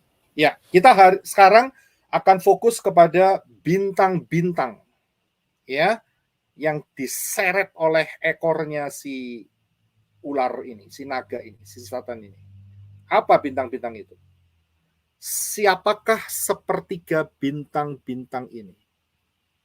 Siapakah sepertiga bintang-bintang ini?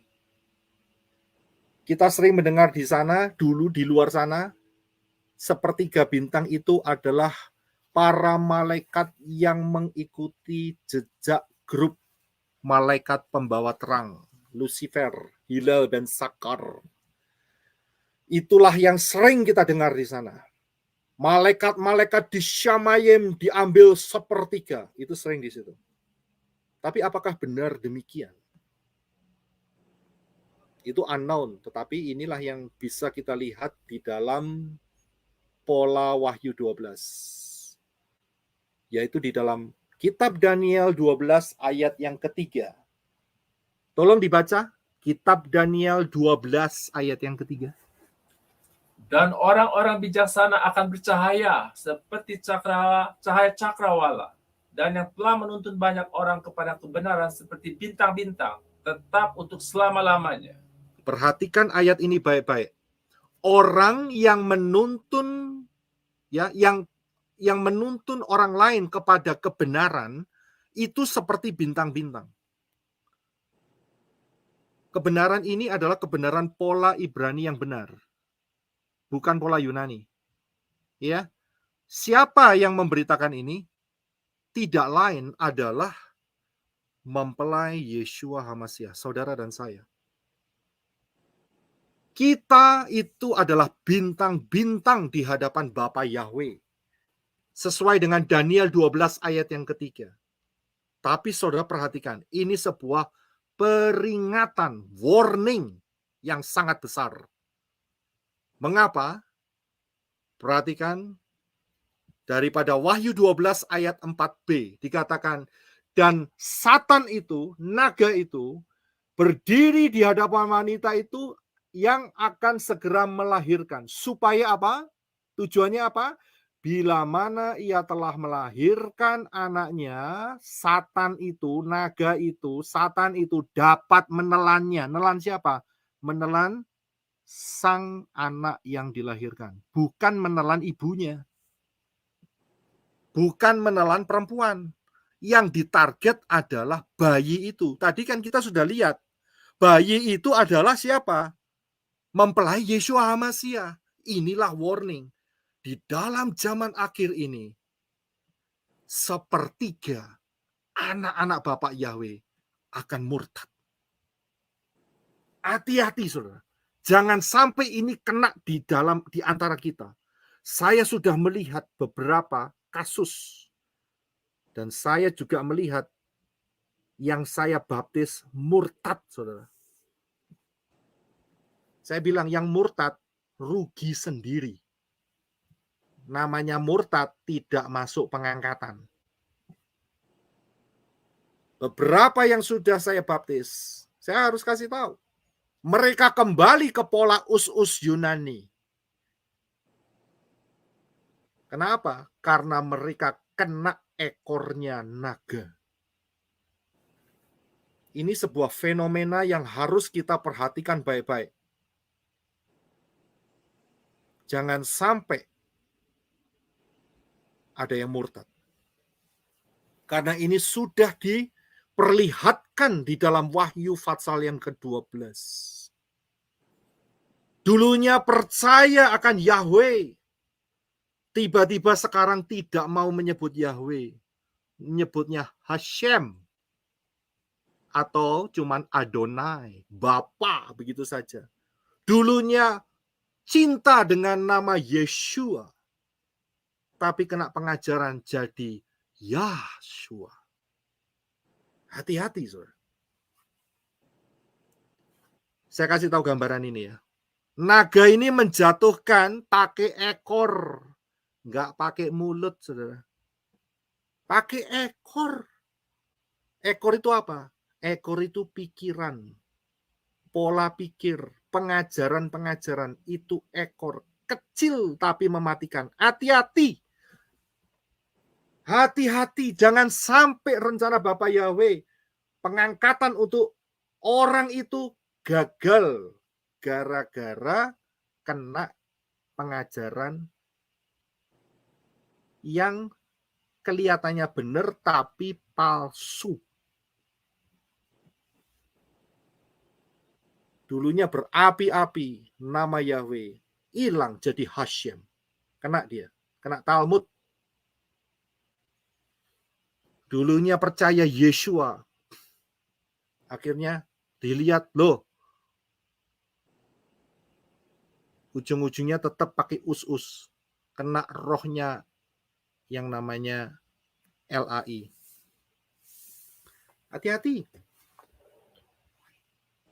Ya. Apa yang dikatakan Papi Lukas benar. Papi Lukas bilang ini. Kalau kamu sudah dibaptis, jangan beribadah di tempat yang lama. Ya, si apem jihad atau us-us Yunani. Jangan ke sana lagi. Spiritnya jahat. Itu dialami banyak orang. Coba-coba, akhirnya mereka terperangkap di sana. Hati-hati. Ya, hati-hati. Ini masalah spirit bisa membuat orang murtad. Matius 24 ayat 24. Minta tolong Henok Rudi bisa dibantu untuk membaca. Sebab Mesias-Mesias palsu dan nabi-nabi palsu akan muncul, dan mereka akan mengadakan tanda-tanda yang dahsyat dan mujizat-mujizat, sehingga sekiranya mungkin mereka menyesatkan orang-orang pilihan juga. So bisa lihat targetnya siapa? Mesias-Mesias palsu, si naga ini, nabi-nabi palsu, setan-setan ini, targetnya adalah sehingga sekiranya mungkin mereka menyesatkan orang-orang pilihan. Bukan orang-orang panggilan, bukan. Orang-orang pilihan. Saya harap saudara paham. Kita ini orang-orang pilihan. Hati-hati, setan mentargetkan. Tadi malam saya waktu nyiapin ini, itu kursornya ya, saya sudah tulis baik-baik, itu bisa pindah-pindah sendiri. Saya pikir pertama kali, saya pikir ini ada kesalahan atau gimana. Bolak-balik seperti itu, saya sampai, ini aneh ini komputer, bisa pindah-pindah sendiri. Langsung saya ngomong begini, saya nggak terlalu bertele-tele. Saya bilang dengan sesuatu yang tidak kelihatan, saya bilang gini, kamu ada di sini ya. Oke, tak kasih pilihan. Kamu pergi sekarang, atau aku minta malaikat Bapa Yahweh untuk ikat kamu, dan kamu merasakan lebih awal lubang tanpa alas. Saya bilang gitu. Jangan ganggu saya bilang. Ya, tak kasih pilihan. Mau pilih yang mana? tiba-tiba langsung selesai. Komputernya nggak ada masalah, saudara. Aneh kan? Nggak ada masalah komputernya. Lancar semuanya. Ya. Tadi aja ada masalah sedikit waktu mau mulai, sehingga kita sedikit terlambat. Setan-setan ditelanjangi hari ini. Ya, dengan Wahyu 12, saudara. Dahsyat sekali Wahyu 12. Ingat, mereka mengincar supaya kebenaran firman ini tidak tersebar. Mau diblok dengan segala cara. Bapak Yahweh ada di pihak kita. Siapa yang jadi lawan kita? Jawabannya adalah tidak ada. Amin. Amin. Ya, dahsyat sekali. Yang berikutnya. Jangan murtad ya. Saya harap tinggal 3 tahun kok murtad, rugi besar, saudara. Percaya terus di dalam pola yang benar. Bapak Yahweh itu ajaib buat kita. Yang berikutnya. Yang sering ditanyakan. Bukankah Satan dan malaikat-malaikatnya telah diusir dari Syamayim? Mengapa masih ada peperangan di Syamayim? Wahyu 12. Ini ada yang beberapa yang tanya dan bingung dengan hal ini. Ya, inilah jawabannya, saudara. Saudara perhatikan, nggak usah dibaca ya seluruhnya ya. Ada 2 peristiwa yang menggambarkan bahwa setan itu sampai hari ini itu masih seliweran gitu. Itu bahasa Itali, saudara. Seliweran ya, pergi pulang, PP begitu ya. Antara bumi ke Syamayim begitu. Ya, tapi Syamayim jelas dia tidak mungkin masuk di posisi yang sudah dibuang begitu ya. Nggak bisa dia udah didepak dari posisi tamannya Yahweh udah nggak ada di sana. Tapi dia ada di pinggirannya loh begitu maksudnya. Dari mana? Saudara bisa baca di 1 Raja-Raja ya, 22 ayat 19 sampai 22. Ya, saya aja yang baca deh. Kata Mika, sebab itu dengarkanlah firman Yahweh. Aku melihat Yahweh sedang duduk di atas tahtanya. Kalau Yahweh duduk di atas tahtanya ada di mana? Syamayim kan? Di Syamayim. Dan segenap sorga berdiri. Segenap tentara sorga berdiri di dekatnya. Dikerumuni oleh siapa? Malaikat-malaikat kudus Yahweh. Di sebelah kanan dan di sebelah kirinya. Kanan kirinya Yahweh penuh dengan malaikat-malaikat yang luar biasa. Kerubim dan serafim. Ya, kemudian dan Yahweh berfirman, siapakah yang akan membujuk Ahab? Ini raja kurang ajar, saudara ya. Ini raja bejat ini. Raja Israel tapi bejatnya luar biasa. Untuk maju berperang supaya ia tewas di Ramot Gilead. Maka yang seorang berkata begini, yang lain berkata begitu. Itu bukan orang ya, maksudnya yang satu berkata begini, yang lain berkata begitu. Kemudian tampillah satu roh. Perhatikan hal ini. Lalu ia berdiri di hadapan Yahweh. Ingat ya, Yahweh ada di Syamayim ya. Roh ini berdiri di hadapan Yahweh dan ia berkata, aku akan membujuknya. Yahweh bertanya kepadanya, dengan apa? Jawab roh ini nih ya. Aku akan keluar dan menjadi roh dusta dalam mulut semua nabinya. Malaikat kebenaran memberitakan kebenaran. Malaikat yang jatuh memberitakan dusta. Dari mana ada roh dusta berdiri di hadapan Bapak Yahweh yang ada di Syamayim? Saudara bisa lihat?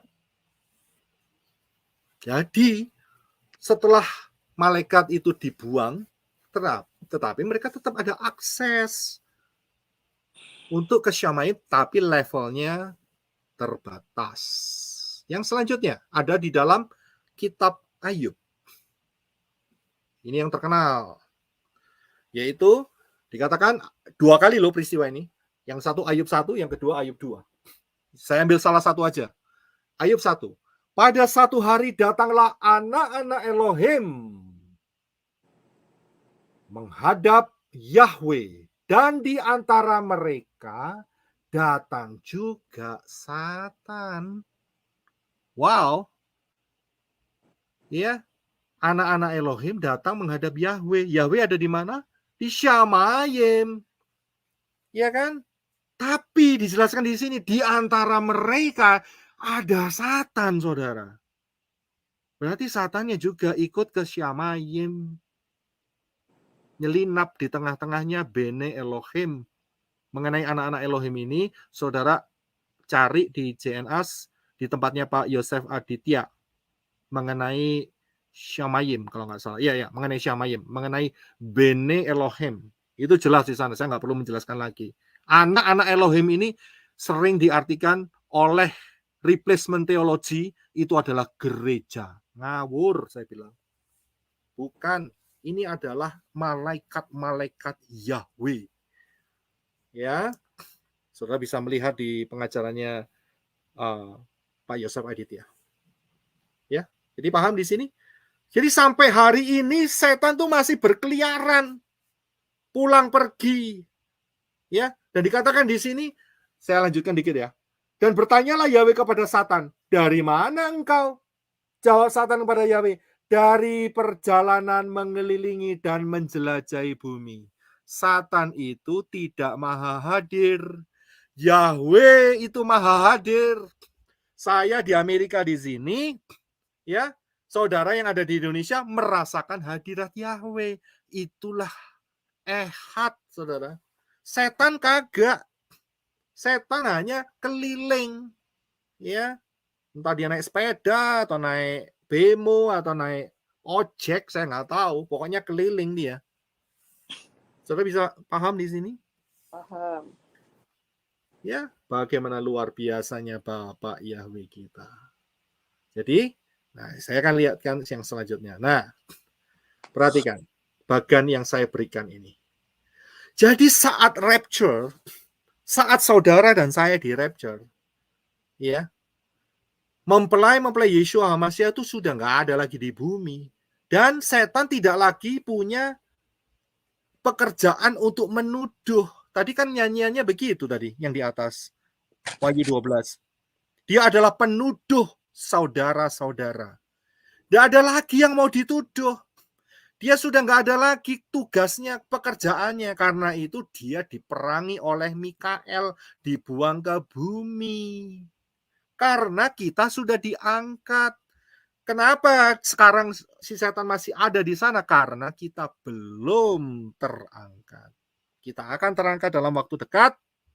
Setelah itu setan langsung ditendang keluar. Nggak butuh.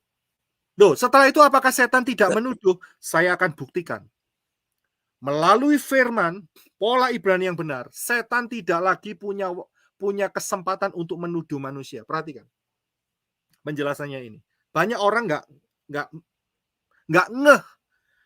dapat di sini. Ya, ingat, saat kita rapture, perhatikan bagian yang saya berikan.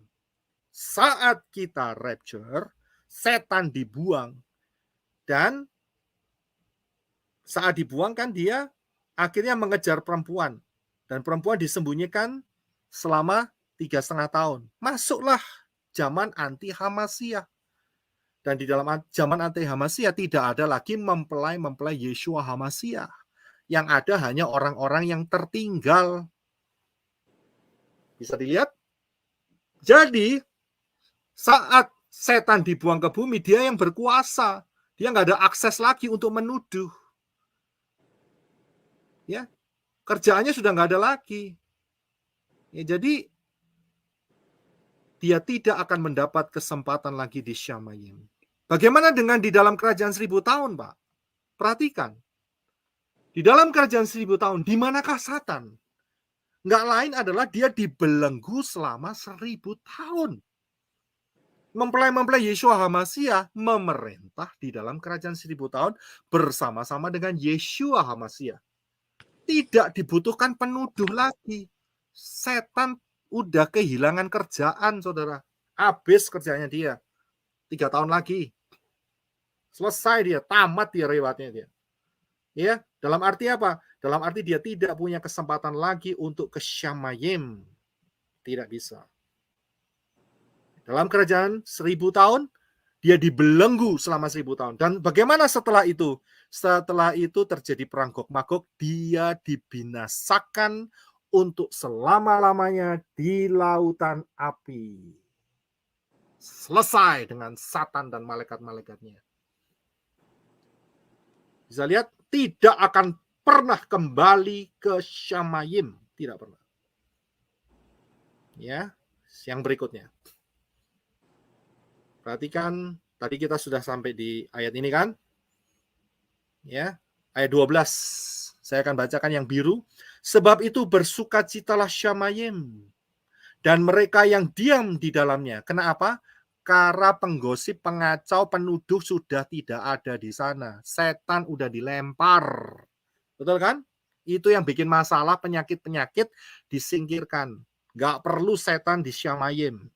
Karena itu bersukacitalah Syamayim dan yang ada di dalamnya. Tapi perhatikan yang merah. Celakalah mereka yang menempati darat dan laut, yaitu bumi, karena Satan telah turun kepadamu dengan membawa kemarahan yang besar. Mengapa marah? Sebab mengetahui bahwa dia mempunyai waktu yang sedikit. Berapa lama? 3,5 tahun. Karena setelah 3,5 tahun dia akan dibelenggu di dalam lubang tanpa alas. Dan setelah itu dia akan dibuang untuk selama-lamanya di lautan api. Luar biasa kan? Pola Ibrani yang benar. Dahsyat. Next. Tinggal sedikit lagi. Perhatikan yang ini.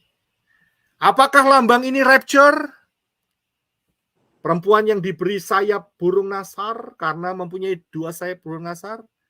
Saudara perhatikan kronologi perempuan.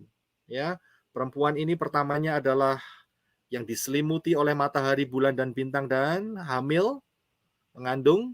Kemudian setan membidik kandungannya dan kemudian setelah itu perempuan ini melahirkan anak laki-laki yang diangkat ke Syamayim. Itu adalah mempelai Yeshua HaMashiach. Dan kemudian setelah pengangkatan, setan langsung diusir karena setan sudah tidak punya kerjaan lagi di sana.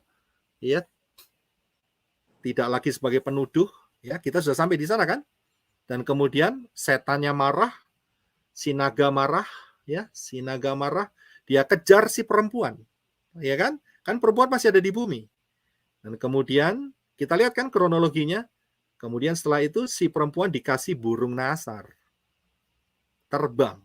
Diselamatkan Bapak Yahweh selama 3,5 tahun, 1260 hari. Yesaya 10 ayat 22.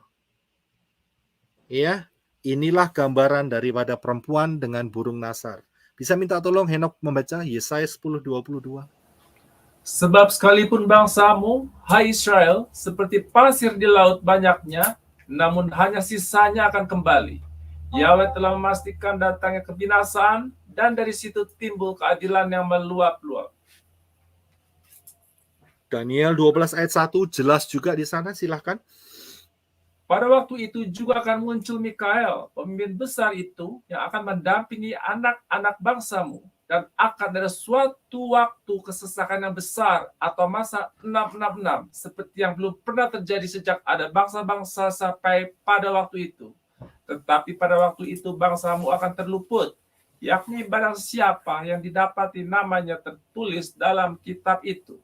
Ya, sisanya saja yang akan kembali dari Israel. Berapa jumlahnya? Wahyu 7 ayat 4 memberikan penjelasan. Silakan Henok. Dan aku mendengar jumlah mereka yang dimeteraikan itu, 144.000 yang telah dimeteraikan dari semua suku keturunan Israel. Iya. Sudah bisa melihat jelas sekali loh firman pola Bapak Yahweh ini. Kemudian yang selanjutnya, pertanyaannya adalah di manakah sisa Israel akan dipelihara selama 3,5 tahun? Wahyu 12 ayat 6. Silakan.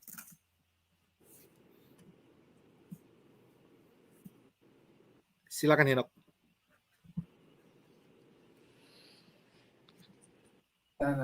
Dan wanita itu melarikan diri ke padang gurun, di mana dia mempunyai suatu tempat yang telah disiapkan oleh Elohim, agar di sana mereka dapat memberi makan wanita itu selama 1260 hari. Dilanjutkan ayat 14.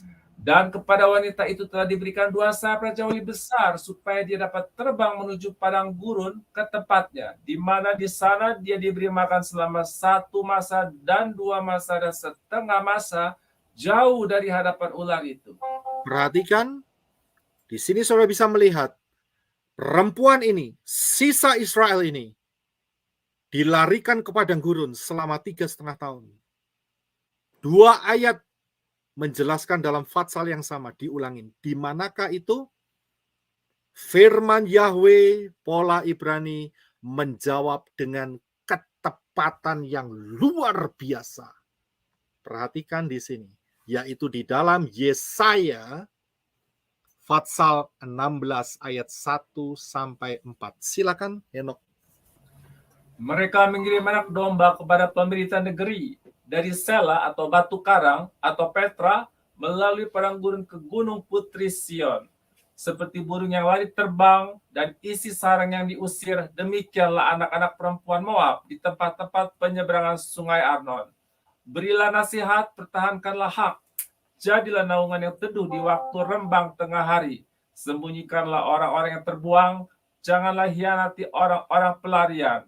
Biarkanlah orang-orang yang terbuang dari Moab menumpang padamu. Jadilah tempat persembunyian baginya terhadap si pembinasa atau 666. Daniel 11 ayat 41, silakan. Juga tanah permai akan dimasukinya dan banyak orang akan jatuh, tetapi dari tangannya akan terluput tanah Edom, tanah Moab, dan bagian yang penting dari Bani Amon. Saudara perhatikan, ada satu tempat di dekat Israel, di bagian selatan daerah Moab dan Amon. Dan tempat itu bernama Petra, karena banyak batu karangnya. Dan daerah-daerah itulah merupakan daerah-daerah persembunyian untuk 144.000 selama 3,5 tahun, karena dunia ini dikuasai oleh Satan di masa 666. Tetapi sisa Israel diselamatkan. Ini luar biasa sekali. Maka itu saya bilang, cintailah pola Ibrani. Saudara akan betul-betul dimanjakan oleh Bapak Yahweh dengan pengertian-pengertian yang super dahsyat. Selanjutnya, kita akan buka terus. Tidak lama lagi, ya, ini berharga sekali nih Wahyu 12. Ya, jadi tadi kita sudah lihat bahwa sisa Israel akan disembunyikan di daerah-daerah Petra. Ya. Kemudian, siapakah keturunan yang tersisa? Nah, ini dia. Kita sudah sampai di ayat yang terakhir ya. Siapakah keturunan yang tersisa atau keturunan yang lain itu? Ya. Jawabannya adalah 1. Kita kembali yang ke atas tadi. Yaitu bagaimana jika mendengar pengajaran pola mesianik tetapi tetap tidak mau taat dan tetap berpegang pada pola Yunani us-us dan apem jihad, tetap 25 Desember, Rabu Abu, Easter dan sebagainya. Berdasarkan pola Wahyu 12, mereka tidak rapture dan silahkan menikmati masa 666. Inilah yang disebut sebagai keturunan yang lain. Saudara bisa perhatikan pengajaran saya, dipilih jubah putih atau lenan halus, saya bongkar habis di sana.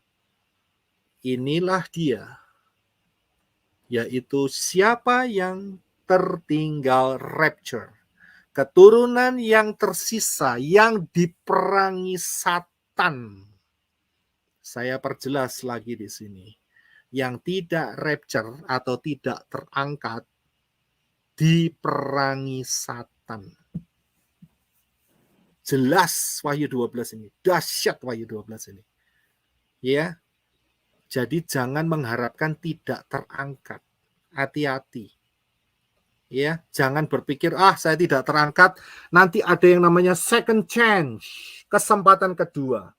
Itu tipu daya daripada pengajar-pengajar palsu di luar sana. Ada pengajaran yang mengatakan Ada anak-anak Yahweh, anak-anak Tuhan, dan oleh Yahweh sengaja tidak di-rapture, sehingga bisa menjadi berkat untuk menguatkan orang-orang yang tertinggal. Saya harus kasih tahu, ini pengajaran palsu, dusta. Jelas melalui pola Wahyu 12. Yang tertinggal diperangi Satan. Mana bisa jadi berkat, mana bisa. Orang-orang tersebut akan juga diterkam oleh Satan. Saya dengar loh orang pengajaran-pengajaran ini. Berani sekali. Bahkan orangnya sangat populer, saudara. Nggak etis lah kalau dia ngomong. Tapi sangat populer. Orang ini sangat populer. Mereka mengajarkan, saya nanti tertinggal. Ya terserah, tertinggal loh nek mau.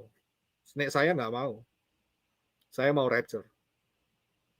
Saya nanti tertinggal dan kita yang tertinggal akan menjadi berkat dan akan terjadi yang namanya gelombang pertobatan massal. Saya bilang itu dusta setan. Titik. Bisa lihat?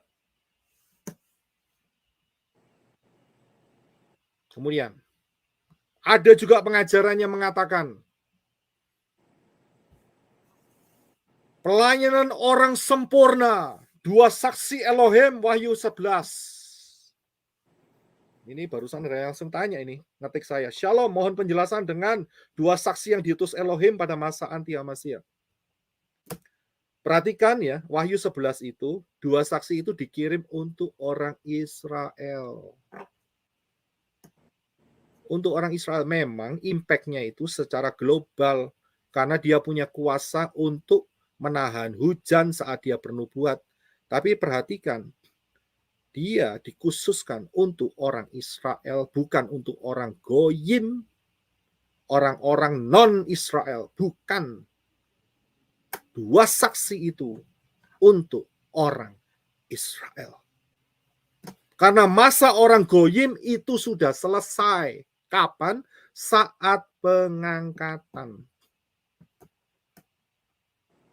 Dan perhatikan pengajaran yang di jubah putih atau lenan halus.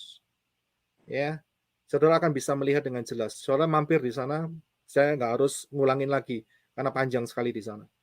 Saudara perhatikan bahwa orang-orang yang tertinggal diperangi Satan dan kalau mereka mau selamat, ya harus menumpahkan darahnya sendiri, bayar harga, ya, meterai kelima. Nanti kita belajar ya soal itu ya. Pengajaran orang sempurna, 2 saksi Elohim, ya, yang akan menyelamatkan, menjadi saksi, menjadi berkat, tidak ada fondasi firman.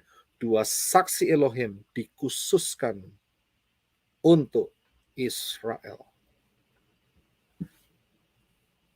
Ya, jadi untuk orang-orang bisa mendengar, ini kesempatan yang paling terakhir, dan setelah itu mereka harus mencuci jubahnya dengan darahnya sendiri.